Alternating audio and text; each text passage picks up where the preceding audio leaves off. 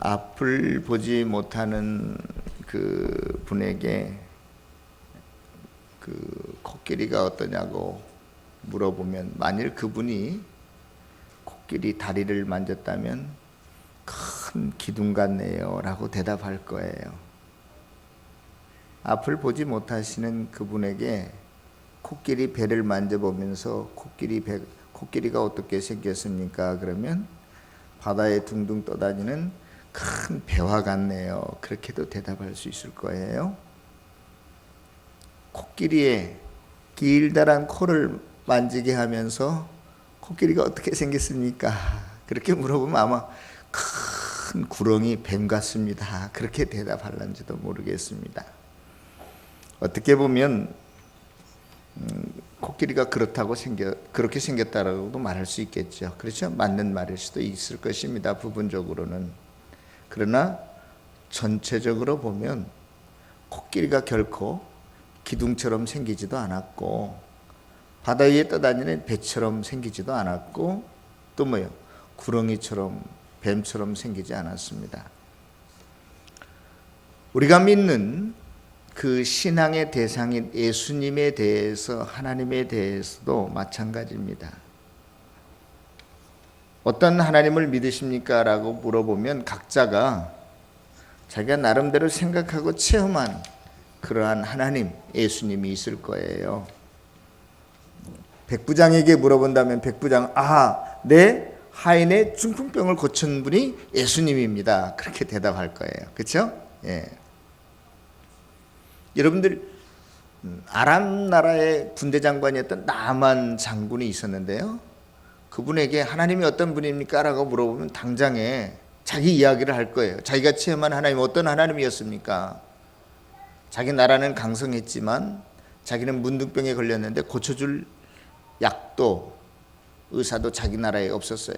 그런데 이스라엘 나라에 엘리사라고 하는 하나님의 사람에게 찾아가면 혹시 나을 수 있다라고 하는 이야기를 듣고 수레에 금은보화를 가득 싣고 그 엘리사를 찾아가죠. 하나님의 사람을.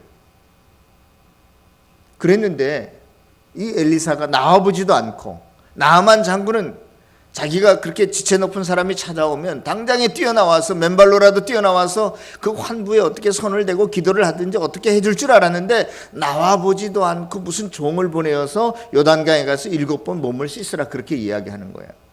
성경에 자세히 보십시오. 화가 나서 그냥 돌아가는 중이었습니다. 그런데 그 중에 종이 이야기합니다. 아니, 장군님, 엘리사가, 하나님의 사람이 그보다 더 힘들고 어렵고 마음 상하는 일을 시켰어도 당신의 병이 낫기만 한다면 당연히 해야 되지 않겠습니까? 한번 해보시는 게 어떨까요? 그래? 네 말도 맞네 하고 돌아서서 다시 요단강에 가서 자기 몸을 7번 씻고 나올 때 그 문둥병이 어떻게 됐어요? 깨끗이 나았어요. 그 당시 우슬로서는 도저히 문둥병을 고칠 수 없는 것이었습니다. 그것은 하늘이 내려준 천형이라고 생각했어요. 그런데 그 경험을 하고 난 나아만은 분명히, 하나님은 우리의 문둥병도 고쳐주는 분이야, 그렇게 이야기했을 거예요. 여러분, 게하시 아십니까? 그 엘리사의 종이었거든요. 하루는 일어나서 보니까 자기 선생님 엘리사하고 도단성에 있었는데 자기네들을 잡으려고 아람 군대가 물샐 틈 없이 도단성을 쌓고 있는 거예요. 깜짝 놀랐어요. 그래서 자기 선생님에게, 엘리사에게, 아이고 이제 우리는 죽었습니다. 그랬더니 하나님의 사람 엘리야가 기도하고 난 다음에 게하시에게 말합니다. 다시 한번 쳐다보아라. 그랬는데 이번에 보니까 하늘에서 불말과 불병거가 내렸는데 아람 군대 숫자보다도 훨씬 많은 거예요. 할렐루야. 놀라운 환상을 그는 보았어요. 이 세상에 군대가 아무리 많아도 그거 하나님 앞에서는 무용지물이야, 이렇게 그는 말할 수 있었을 거예요. 여러분들이 생각나는 분이 또 누가 있습니까? 그건 아무것도 아니야. 나인성 과부가 딱 나타났다면 이렇게 이야기했을 거예요. 내가 이 땅을 살아가는 의미가 소망이 오직 하나밖에 없는 이 아들이었는데 그만 그 아들이 어떻게 했어요? 죽어버리고 말았어요. 하늘이 무너지는 그러한 억장이 무너지는 그러한 심정이었을 거예요. 그래서 이제 너무너무나 슬퍼서 본인뿐만이 아니라 그 동네 나인성에 살고 있던 모든 사람들이 너무너무나 안타까운 거예요. 그래서 함께 그 장례를 따라오다가 누구를 만나요? 예수님을 만나시는 거예요. 스탑. 그리고 예수님께서 죽어있는 그 관에 어떻게 하사? 불쌍히 여기고 손을 대사 어떻게 하십니까? 청년아 일어나라. 죽었던 그 아들이, 자기 생명보다 귀한 그 아들이 살아나게 됩니다. 예수님은 죽은 자도 살리는 분이시야. 이렇게 예수에 대해서 간증할 수 있었을 것입니다. 그런데요, 여러분, 예수를 믿는다고 다 이렇게 좋은 일만 생기나요? 그렇지 않을 때도 많습니다. C.S. 루이스라고 하는 유명한 기독교 작가가 있는데 그가 지은 여러 가지 책이 있는데 책 중에 하나 제목이 뭐냐? 하나님 당신에게 실망했습니다. 책 제목이 하나님 나는 당신에게 뭐 했습니다? 실망했습니다. 그 말을 하게 된 배경이 있어요. C.S. 루이스의 아버지는 아프리카로 선교사의 훈련을 다 받고 선교사로 떠나기 직전에 C.S. 루이스가 3살 때 그만 불의의 사고로 한순간에 식물인간이 되어버리고 맙니다. 그래서 그 소식을 안 주위에 있는 많은 사람들이 1000명이, 몇 명이? 1000명이 끊이지 않고 계속 릴레이 기도를 드리는데도 아버지는 거기서 깨어나지 못했습니다. 그러면서 그 C.S. 루이스가 그렇게 말하는 거예요. 하나님은 왜 침묵만 하고 계십니까? 정말로 우리가 필요한 때 당신을 찾는데 왜 귀를 막고 계십니까? 왜 당신의 얼굴을 우리에게 숨기십니까? 그러한 내용이에요.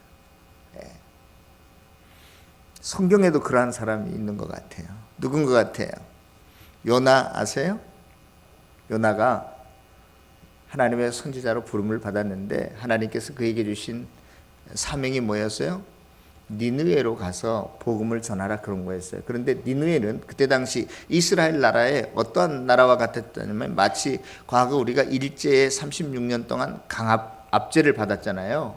그와 마찬가지로 이스라엘 나라를 그렇게 못 살게 굴고 아주 그냥 힘들게 하는 그러한 나라의 수도가 니느웨였단 말이에요. 우리가 일제 과거 36년 강압을 받을 때 여러분들에게 하나님, 야, 너 일본에 가서 그 사람들 회개하게 만들어라 하면 썩 마음이 내키지 않았을까? 저놈들 빨리 망해야 되는데 그런 생각 가졌을 거 아니겠어요? 이 요나도 마찬가지였다고요. 자기 나라를 괴롭히고 자기를 그렇게 부모, 형제, 친척을 힘들게 하는 그 나라에 가서 그 원수들 좀 속된 말로 죽여도 분이 안 풀리는데 그 사람들 가서 살려내라는 거예요. 그러니까 가기가 싫었겠죠. 그렇죠? 그래서 니느웨로 가지 않고 정반대 방향인 어디로 가다가 다시스로 가다가 큰 풍랑을 만나서 어디에 들어가요? 큰 물고기 뱃속에 들어갑니다. 거기서 그 요나가 물고기 뱃속에서 고백하기를 내가 지금 수홀의 뱃속에 있습니다 그래요. 수홀은 히브리 말로 지옥이라는 뜻이에요.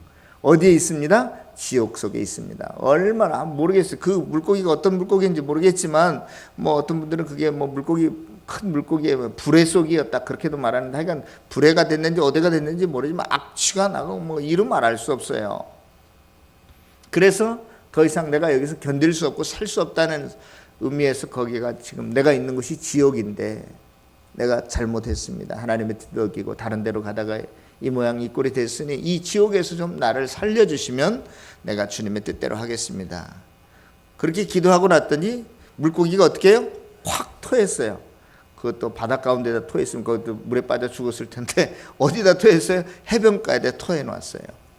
그래서 정신을 차리고 보니까 안 되겠다. 내가 더 힘들기 전에, 지옥에 떨어지기 전에 하나님 말씀 순종해야 되겠다. 그래서 걸어서 니느웨까지 가게 됩니다. 니느웨는 그 당시 아수르의 수도였는데 세계 최고의 강대국이었고 넓은 영토를 차지했던 나라의 수도였기 때문에 굉장히 수도가 컸습니다. 성경에 보면 그 수도 이쪽 끝에서 저쪽 끝까지 걸어가려면 사흘길이 걸려야 됐다. 3일길. 보통 사람들이 뭐 하루에 한 100리 정도 걷는다고 치고 그러면 몇 킬로예요? 4, 3, 12, 120킬로예요. 예? 굉장히 큰 도성이었어요. 그런데 겨우 형식적으로 이 골목 저 골목 돌아다니면서 요나가 딱 하루 선포했어요. 너희들 하나님 말씀 듣지 않으면 40일 후에 이 성이 멸망할 것이다. 그리고 후닥닥 형식적으로 해놓고 빨리 그 성 밖을 나가가지고 40일 후에 이 성이 망하니까 여기 있으면 함께 죽을 거 아니겠어요. 그러니까 그 동구 밖에 나가가지고 언덕 위에 올라가가지고 요놈들 언제 망하나 아주 그냥 고소하다. 그걸 보려고 지금 기다리고 있었어요. 그런데 아시다시피 중동 지방 너무나 뜨겁잖아요. 그래서 박넝쿨이 이렇게 갑자기 자라나더니 그 대머리 선지자 아저씨 위를 이렇게 막아주는 거예요. 그러니까 얼마나 선선하고 좋겠어요. 그런데 또 갑자기 무슨 벌레가 나타나서 그 박넝쿨의 밑둥이를 갉아먹어버리니까 금방 시들었단 말이에요. 그러니까 화를 내요. 아니 하나님, 아니 뭐 병 주고 약 주는 겁니까? 뭐 이렇게 왜 그래요? 하고 반항하면서 이야기합니다. 그때 하나님께서 그 요나에게 말하기를, 야, 너는 이 박넝쿨 하나도 아끼고 그러는데 이 도성에 몇십만 명이 있느냐? 이 사람들이 다 회개했는데 내가 이 사람을 살려야 되겠다. 그러니까 요나가 뭐라고 말하냐면, 하나님, 그러려면 나를 보내지를 말든지. 선지자라고 하는 것은 하나님의 말씀을 전하고 그 하나님의 말씀이 그대로 이루어지는 것이 선지자임을 증명하는 거 아니겠어요? 그런데 내가 선지자라고 소위 왔는데 이 성이 40일 후에 멸망할 거라고 선포를 했는데 그러면 이 성이 무너져야지, 이 성이 심판을 받아야 되죠. 그런데 아니 없었던 걸로 하자. 그럼 나를 뭘로 알겠습니까? 하나님의 선지자를 뭘로 알겠습니까? 내 얼굴 좀 먹칠하지 마십시오. 하나님하고 자꾸 대드는 게 뭐냐? 요나서예요. 요나서. 여러분들이 다 예수님을 믿고 계신데요. 여러분들에게 제가 지금 여러분들이 믿는 예수님은 어떠한 분입니까? 라고 질문한다면 여러분들 뭐라고 대답하시겠어요? 한번 각자 대답을 해보세요. 마음속으로. 어떤 분은 이런저런 생각도 없이 그저 마누라 따라왔습니다. 시간 끝나면 갈 겁니다. 이렇게 하는 사람도 있을 거예요. 어떤 사람들은 나름대로 내가 좀 하나님을 만나고 하나님을 경험하고 싶어도 하나님, 내 마음이 도체 편하지 않고 내 믿음이 성장하지 않습니다. 그런 분도 계실 거예요. 이스라엘 사람들도요, 나름대로 하나님을 믿고 있긴 있었는데 어떤 하나님을 믿었느냐? 성경에서 말하는 하나님과 다른 하나님을 믿고 있었어요. 네? 이스라엘 사람들은 옛 조상 때부터 그들만의 어떤 사회적인, 어떤 민족적인, 종교적인 특성이 있었는데 그것은 뭐냐? 하나님이 온 세상을 창조하신 분이고 전지전능하신 분인데 그분이 우리 민족과 우리 조상과 뭘 했다? 약속, 언약을 맺었다. 그래서 그 약속의 내용이 뭐냐면 이제는 너희들은 내 백성이 되고 나는 너희들의 하나님이 될 거예요. 언제까지? 영원토록. 그래서 이것을 굳게 믿고 있었어요. 그런데 이스라엘 민족의 현실은 어떻습니까? BC 586년에 정확히 이스라엘 나라가 바벨로니아에게 완전히 쑥대밭이 되어버립니다. 멸망합니다. 그 이후로부터 지금 예수님 시대까지 그들은 황량한 들판에서 사는 것과 마찬가지였어요. 그렇죠? 능력의 하나님이 우리를 도우신다면 우리가 이 세상에서 떵떵거리고 잘 먹고 잘 살아야 되는데 하나님이 우리와 함께 계신다면 당연히 그래야 되는 거 아니겠어요? 여러분들의 아이들이, 자녀들이 왜 엄마 아빠만 나타나면 큰 소리 칩니까? 우리 엄마 아빠가 세상에서 제일로 똑똑하고 힘센 분이라고 믿기 때문에 엄마 아빠 품에만 안기면 다 좋아하는 거 아니겠어요? 한번 생각해 보세요. 온 세계 만물을 창조하신 그 위대하신 하나님, 능력의 하나님이 우리를 지키시고 인도하신다면 우리가 이 땅에서 잘 먹고 잘 살아야 될 거 아니에요. 핍박받지 않고 살아야 될 거 아니에요. 고난 없이 평안하게 살아야 될 거 아니에요. 그런데 이스라엘의 현실은 말이 아니었어요. 어느 민족보다도 소수민족이었기 때문에 이 나라 저 나라 이웃 나라에 늘마다 공격의 대상이 되었습니다. 마음 편한 날이 단 하루도 없었어요. 그래서 이스라엘 사람들이 결국 아무리 우리가 뭐 독립운동을 해도 로마로부터 독립할 것 같지도 않고, 우리가 아무리 뼈 빠지게 일해도 언제 50평짜리 아파트로 들어갈 것 같지도 못하고, 그러니까 어떻게 하겠어요? 둘 중에 하나예요. 내가 해서 안 되면 어떻게 해야 되겠어요? 첫째, 포기하든지 정말로 누가 나를 도와주든, 둘 중에 하나예요. 그런데 이스라엘 백성은 그래도 나름대로 포기하지 않고 선민사상이라고 하는, 하나님이 우리를 택한 사람이라고 하는 이 사상, 그리고 구약 성경에 보니까 언젠가 너희들을 그 어려움에서 구원해 줄 사람을 보내겠다. 그런데 그 구원해 줄 사람을 히브리 말로 메시아 그랬어요. 메시아를 보내겠다 약속했어요. 그래서 이스라엘에게는 오직 희망 하나가 있다면 자기에게 누가 오시는 거예요? 메시아가 오시는 거였단 말이에요. 메시아가 오시는 거였어요. 그 메시아만 나타나면 여러분들이 좋아하는 게 뭐예요? 돈이에요? 돈도 줄 것이고. 여러분들이 독립투사예요? 그러면 이 나라를 어떻게 해요? 해방도 시켜줄 것이고.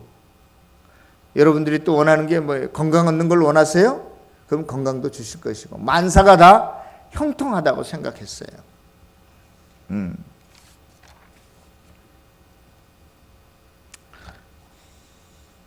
기대하고 있었습니다.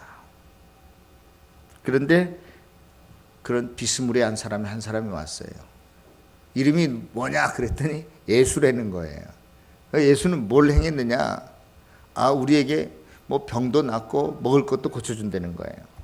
여러분들, 요한복음 6장에 보면 그때 당시에 우리가 일제 36년 마지막 부분에 얼마나 먹을 것이 없어서 힘들었습니까? 이스라엘 백성도 마찬가지였거든요. 한 끼 좀 쌀밥 배부르게 먹는 게 그들의 소원이었어요. 그런데 예수님이 나타나서 보리떡 5개와 물고기 2마리로 몇 명이나 먹였어요? 배불리? 남자만 5,000명.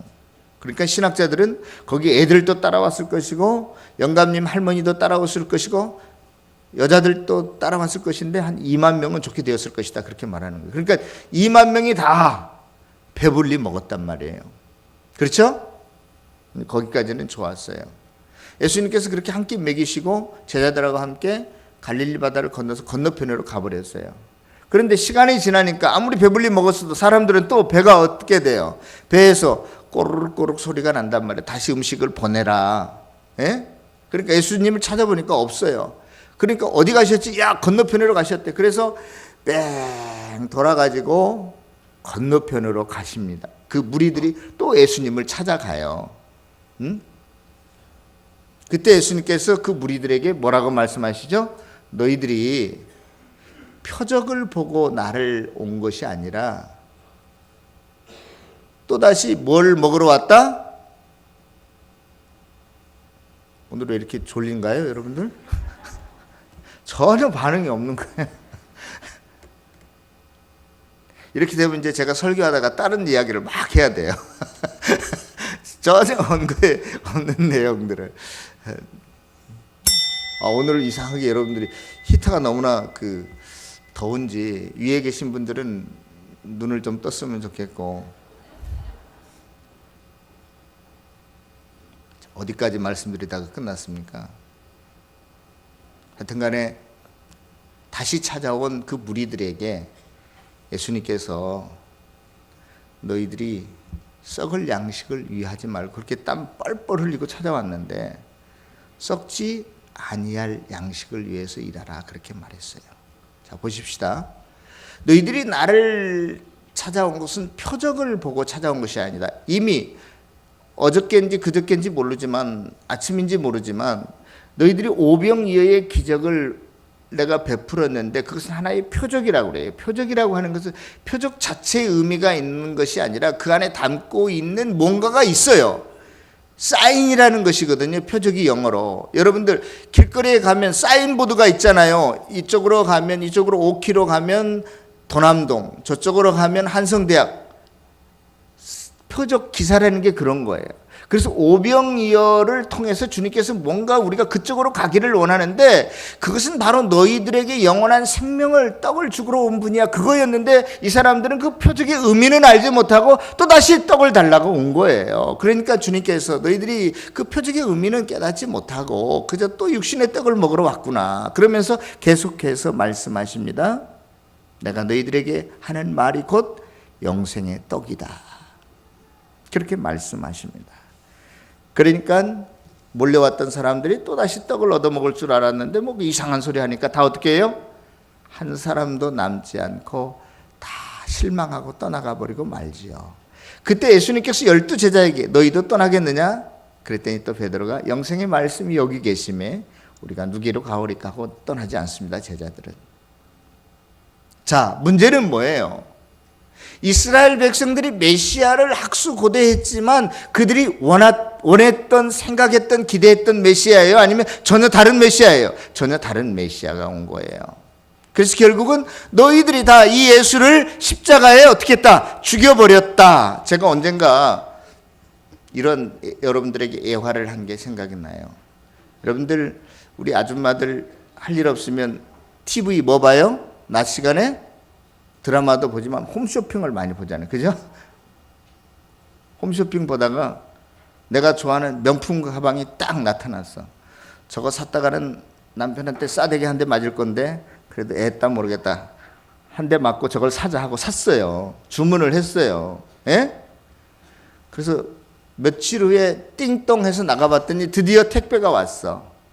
딱 뜯어봤는데 명품 가방이 아니라 뭐가 들어있다고? 제가 예전에 이야기했잖아요. 명품 가방을 신청했는데 딱 와서 뜯어보니까 시큼한 김치가 나오는 거야. 실망해 안 해? 그래서 다시 반품시키는 거야. 다시 이거 빠꾸. 이스라엘 백성들이요. 그리스도를 원했어요. 기다렸어요. 아, 주님이 오시면 우리를 정치적으로 애굽에서 해방시킬 것이고 우리에게 먹을 것도 풍성히 줄 것이고 우리에게 좋은 아파트도 지어줄 것이고 그런데 그분이 비슷한 분이 왔긴 왔는데 예수라는 분인데 가만히 보니까 더 이상 떡도 안 줘. 더 이상 고쳐주지도 않아.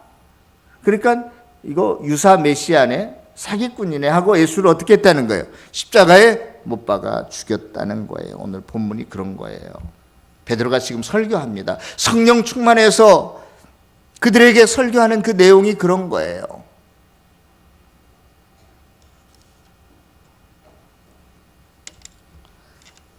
그러면서 오늘 결론입니다. 결론. 우리 36절 지금 제가 지난주일에 14절서부터 베드로 설교가 시작이 되는데요. 지난주일에는 21절까지 했고 오늘은 22절에서 36절까지인데 원래는 이게 설교 한 번에 다 끝낸 거예요. 근데 그 설교의 결론인 36절이에요. 다 같이 한번 읽어보겠습니다. 하품하지 말고 시작.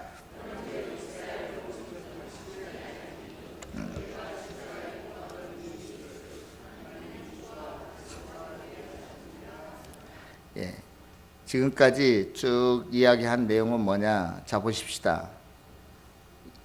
지금 보세요. 22절에 하나님께서 나사렛 누구로? 예수로 하면서 그 예수가 어떻다는 것을 계속 지금 설명해 오고 있어요. 그 내용을 제가 여러분들에게 대충 간추려 드린다면 그런 거예요. 하나님께서 예수로 여러 가지 기적과 표적을 이렇게 베푸시게 하신 것은 바로 너희들에게 내가 내 아들을 보낸 자라고 하는 그러한 증언이야. 23절에 하나님께서 이미 정하신 뜻, 계획과 미리 알고 계신 대로 내어준 바 십자가에 못 박게 하나님이 내가 해 주었어. 그리고 24절에 누가 다시 살리셨다고요? 24절에 하나님이 다시 살리셨고, 그리고 26절에 25절에서부터 보면 시편을 인용해서 이제 쭉 이야기합니다. 구약에 이미 다윗이 시편에 말한 대로 그대로 이루어진 것이 바로 이분 예수에 관한 내용이야. 그렇게 이제 이야기를 합니다. 이야기를 해요. 그래서 결국은 이 베드로의 모든 설교의 결론은 하나님께서 이 예수님이 주와 그리스도가 되게 했다라고 하는 것이 설교의 결론이에요. 그래서 예수는 하나님이 보내신 자 아들이기도 하지만 두 번째, 예수는 어떤 분이시다? 따라서 합시다. 예수는 주님입니다. 네. 주라고 하는 말은요, 주인이라는 뜻이죠. 신약에 아주 유명한 사람 로널드 거슬이라고 하는 사람은 이 주를 어떻게 간단하게 정의를 했냐면, 이 주는 구약 시대의 하나님을 가리키는 공인된 칭호였다, 이름이었다, 그렇게 말했어요. 이스라엘 백성들은 이 메시아에 대한 지식, 정보는 많이 알고 있었다 할지라도 정작 예수님이 주님이라는 사실에는 까막눈이었어요. 문외한들이었어요. 예수님이 내 인생의 주인이시라면 저와 여러분들은 모든 것을 그 주인의 뜻대로 또 주인에게 맡겨야 될 줄로 믿습니다. 우리가 머지않아 이제 종려주일이 오는데요, 예수님께서 마지막 종려주일을 할 때 제자를 보내서 건너편 마을에 가서 낚싯기를 끌고 오라 그랬어요. 그래서 제자가 한 사람 가서 낚싯기를 끌고 오는데 주인이 야, 이건 뭐야? 어디다 쓰려고 그래? 그랬더니 뭐라고 말하죠? 예수님의 제자가 주께서 쓰시겠다는, 주인이 가지고 오랜다 그런 거예요. 여러분들 생각해 봅시다. 여러분들 자동차 다 있죠? 지금 낚싯기는 그 당시 지금 여러분들이 끌고 다니는 자동차 값 정도 돼요. 근데 누구 갑자기 와가지고 내가 새 자동차 하나 모처럼 만에 뽑았는데 자동차 키로 가지고 가는 거예요. 그럼 여러분들 가만히 있겠어요? 에? 아, 마음들이 다 너그러우시네. 나 같으면 펄쩍 뛸 거예요. 이거 내 걸 누가 가져가? 그랬을 거예요. 그런데 그 낚싯기 주인은 아무 말 하지 않고 그대로 내줍니다. 낚싯기 주인은요, 자기 이름으로는 이게 자동차가 내 이름으로 등록되어 있을런지 모르지만 원주인은 하나님이신 것을 분명히 믿었고, 그것을 예수라는 분이 가지고 오라니까 그냥 아무 말 없이 그래 당연히 주인일 것이니까 주님께 드려야지 이렇게 내놓았어요. 그 믿음은 대단한 믿음이었던 것 같아요. 저와 여러분들이 자동차뿐만이 아니라 그 모든 것을 주님이 내놓으라고 하면 그것의 원주인인 주님께 어떻게 해야 돼요? 돌려드려야 된다니까요. 우리에게 부흥회도 잘 안 하지만 부흥회 어쩌다 한 번씩 해서 나오세요. 그러면 뭘 뺏어갈까 봐 못 나오는 사람도 있어. 무슨 말인지 알겠어요? 부흥 강사가 이거 재산 다 내놓으라면 어떡하지? 그래서 겁나서 못 나오는 사람도 있어. 에? 그러면 내 재산을 예수님의 것으로 인정하고 사는 거예요? 안 사는 거예요? 못 살겠다 이 말이죠. 아멘 하는 사람이 하나도 없어. 내가 지금까지 20년 동안 해서 돈 가지고라 한 적이 없다니까. 근데 그 자신 있게 말을 못해. 여러분의 재산이 누구 거라고요? 예? 말로만 하지 말고 실제적으로 한번 그렇게 하란 말이에요. 응? 성도 여러분, 그러면 물질만 예수님의 것인가요? 내 자식도, 내 남편도, 내 아내도, 내 생명도, 내 건강도 누구께 속한 거예요? 하나님께 속한 거예요. 내 거라고 생각하면 그 어느 것도 아까워서 아무것도 할 수 없어요. 주님께 드릴 수 없어요. 여러분의 인생을 책임지는 사람, 여러분의 인생의 주인을 예수님으로 모시고 살아갈 수 있기를 바랍니다. 내가 걸린 중풍병, 내 눈만, 내 건강만, 내 생명만, 내 물질만 하나님의 것이 아니라 내 인생의 모든 것을 주님이 소유하고 있음을 인정하고 믿고 따라갈 수 있기를 바랍니다. 여러분들이 미국 가는 비행기를 우리가 다 같이 탔다고 합시다.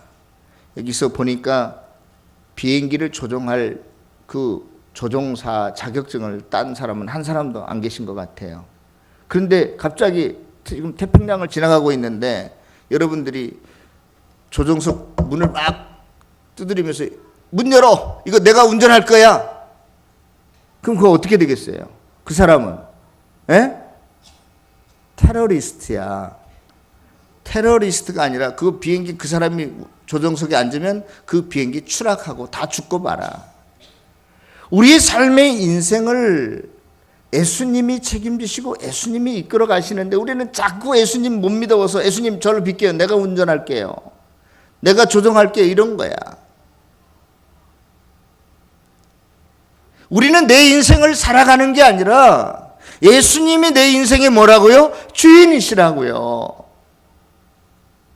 이거 깨닫는 거 쉽지 않아요. 우리가 말로는 예수님은 나의 주인이십니다 라고 고백하지만 실제적인 삶 속에서 이것을 깨닫는데요. 이 주광조 목사님은 60년 걸렸다라고요. 주광조 목사님은 어떤 분이냐면 여러분들이 잘 아는 주기철 목사님의 막내 아들이요. 주광조 목사님은 13살 때 자기 아버지가 검속되기 시작했어요. 경찰서에 끌려가기 시작했어요.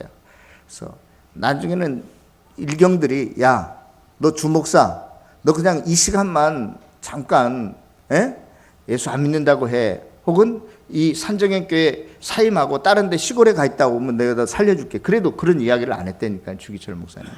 그리고 안 되니까 가족들, 자기 마누라 자식들 다 오라고 그랬고 그 앞에서 고문을 해요. 주기철 목사님을. 가족들이 그걸 어떻게 봅니까? 그래서 이 13살밖에 안 된 아들, 막내 아들 주광조는 자기 아버지를 향해서 아빠는 바보야! 그렇게 했어요. 그리고 하늘을 향해서 주먹질을 했어요. 나 그런 하나님 안 믿을래. 그리고 그걸 깨닫는데 내 생애, 내 삶의 주인이 하나님, 예수님, 당신입니다라고 깨닫는데 60년이 걸렸어요. 그래서 그가 73살 때 그런 진정으로 하나님의 사람이 됩니다. 예수님을 주님으로 인정하는 사람이 돼요. 우리 얼마 전에 홍선호 목사님하고 어느 집회에 갔었는데 거기 유태영 박사라는 분이 나오셨어요. 유태영 박사님 지금 제가 정확하게 연세는 모르지만 한 80은 넘으셨을 거예요. 그분은 시골에 있다가 이대로 있다가는 안 되겠다 해가지고 날마다 나무만 하고 그러니까 무조건 올라왔어. 밥 먹여줄 데가 어딘가. 서울역 앞에 중국집, 짜장면집에 배달로 들어갔어. 거기서 야간 고등학교를 나왔어. 그래서 안 되겠다 해서 또 야간 대학을 나왔어. 야, 내가 주님을 만났는데 주님의 뜻대로 살아야지. 그래서 신학교에 학사 편입을 했어. 신학교를 졸업했는데 그 총장님이 그러더래. 너는 외국에 가서 공부도 좀 하고 와야 이 농촌을 살릴 거 아니야. 근데 돈이 있어요, 없어요? 계속 야간만 학교를 다녔거들랑. 그래, 돈이 없어. 지금은 인터넷이 돼 있으니까 어디 가서 무슨 뉴스를 금방 알 수 있는데 자기 때는 도서관에 가서 백과사전을 찾았대요. 그리고 덴마크라고 하는 왕이 어디에 사는지 거기 주소가 나와 있더래. 죄송합니다. 거기도 주소가 없더래. 그래서 편지 봉투에다가 덴마크 국왕 앞 해가지고 보냈어. 근데 정말로 그 편지가 덴마크 국왕까지 전달된 거야. 그래서 사연은 잘 모르겠는데 덴마크에서 초청장이 왔어. 유학생으로. 그런데 등록금만 면제해 준 게 아니라 이 사람이 와서 생활해야 될 거 아니야. 그러니까 외무부 직원 한 사람으로 채용해가지고 매달 월급을 이 유태영 박사한테 주는 거야. 그래서 덴마크에서 공부를 마칩니다. 근데 또 자기가 이스라엘 가서 공부하고 싶은 거야. 그래서 똑같은 방법으로 썼는데 이스라엘에서도 연락이 왔어. 우리 학교에 와서 공부를 해라. 그래서 히브리 대학에서 학위를 받고 한국으로 와서 청와대에 들어가서 새마을 운동을 입안한 사람이 유태영 박사입니다. 지금 그가 80살이 넘었는데 정치인들 다 뭐 한물 가면 누구 찾아주지도 않잖아요. 자기는 지금도 1년에 수십 개국을 다니면서 강의를 한대. 너무나 자기는 예수님이 나를 인도하셨대. 예수님이 내 주님이시니까 이렇게 하지. 내가 어떻게 촌놈이 이렇게 내가 활동할 수 있겠느냐고 고백하는 것을 제가 들었어요. 사랑하는 성도 여러분, 내가 내 힘으로 내 기술로 능력으로 뭘 인생을 계획하고 살려고 하면 잘 안 된다니까요. 하나님 앞에 모든 것을 맡기고 따라갈 수 있는 저와 여러분들이 되어지시기를 바랍니다. 마지막으로 이 예수를 하나님께서 주와 무엇가 되게 하셨다고요?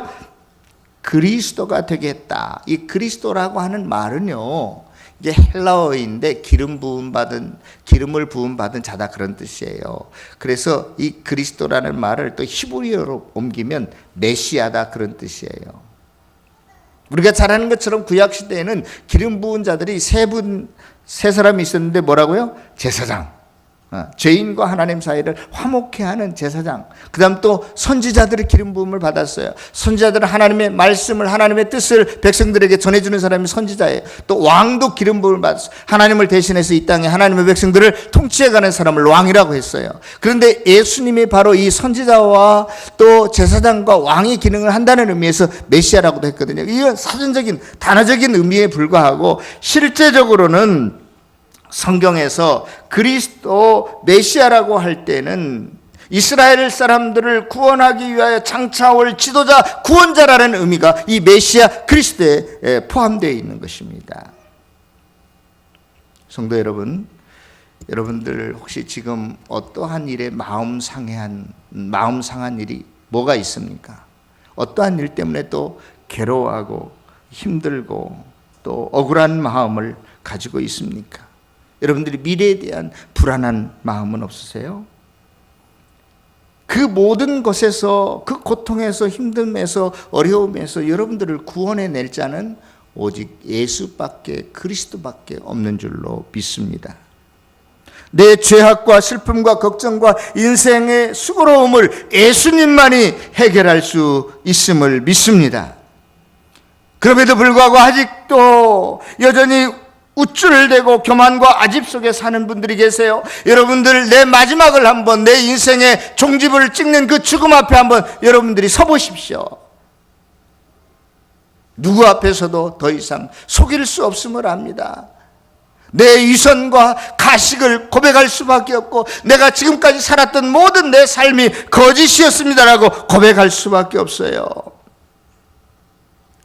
사랑하는 성도 여러분, 그 무엇보다도 생명이시고 부활하신 주님 예수 그리스도 구원자를 여러분들이 다시금 영접하시고 그분을 신뢰하시고 그분을 믿고 살아갈 수 있는 저와 여러분들이 되어지시기를 축원합니다. 여러분들이 힘들고 어려운 모든 삶의 영역이 있을 거예요. 여러분들의 가정에서, 또 여러분들의 일터에서, 여러분들의 학업에서, 이 나라 정치 경제의 모든 부정부패 속에서 우리를 거기에서 그 문제를 해결해 주시고 그 모든 영역에서 저와 여러분들을 구원해 주실 분은 오직 구원자 예수 그리스도 한 분밖에 없습니다. 이 예수 그리스도의 소망을 두시기를 바랍니다. 이 예수 그리스도로 인해서 여러분의 죄가 해결되어 있기를 바랍니다. 예수 그리스도에게 여러분들이 평안을 얻을 수 있고 예수 그리스도에게서 오는 지혜를 가지고 남은 인생을 살아갈 수 있기를 바랍니다. 이것만이 우리의 소망이에요. 절대 소망이에요. 이것이 예수 그리스도만이 우리의 능력이고 영생이십니다. 여러분들이 예수님의 이름을 높이세요. 예수의 이름을 부르세요. 예수의 이름 앞에 여러분들이 무릎을 꿇으세요. 그 이름이 저와 여러분들을 구원하실 것이고 모든 어려운 문제를 해결해 주실 것이고 저와 여러분들에게 영원한 생명을 허락하실 것입니다. 남은 평생 주님의 이름을 높이고 주님의 이름을 의지하고 주님의 이름을 부르면서 하나님의 영광에 동참할 수 있는 저와 여러분들이 다 되어지시기를 다시 한번 주님의 이름으로 축원합니다. 기도하겠습니다. 오 사랑과 은혜가 풍성하신 만군의 여호와 하나님 아버지, 하나님께서 우리를 죄에서 구원하시기 위하여 모든 괴로움과 고통과 슬픔과 연약함에서 구원하기 위하여 그 문제를 해결하기 위하여 이 땅에 예수 그리스도를 보내어 주심을 진심으로 감사를 드립니다. 이제는 우리가 다른 것을 바라보는 자들이 아니라 예수의 이름을 높이는 우리 모두가 되게 도와 주시옵소서. 모든 어려움과 고통에서 우리를 구원해 주시는 그 예수 이름 부를 수 있는 자들, 예수 이름을 믿는 자들, 예수 앞에 나오는 모든 자들이 다 되게 도와 주시옵소서. 예수의 이름을 높이고 그 이름을 부르고 그 이름을 믿는 자 되어서 예수 앞에 나오는 자 되어서 다 복 있는 생애를 살아갈 수 있도록 도와 주시옵소서. 하나님, 오늘 또 힘들고 어려운 문제를 가지고 나온 우리 교우가 있습니까? 괴로워하는 문제가 있습니까? 육신의 질병 때문에 고통당하는 자가 있습니까? 예수 그리스도 이름으로 명하노니 모든 병약한 것이 떠나갈지어다, 건강할지어다, 주님의 이름으로 해방될지어다. 하나님, 저들의 삶의 고통에서도 하나님 구원해 주시옵소서. 주님께서 저들에게 건강도 주시고 물질의 복도 주시고 마음의 평안과 위로와 기쁨과 소망도 허락하여 주시옵소서. 예수님 이름으로 기도드리옵나이다. 아멘.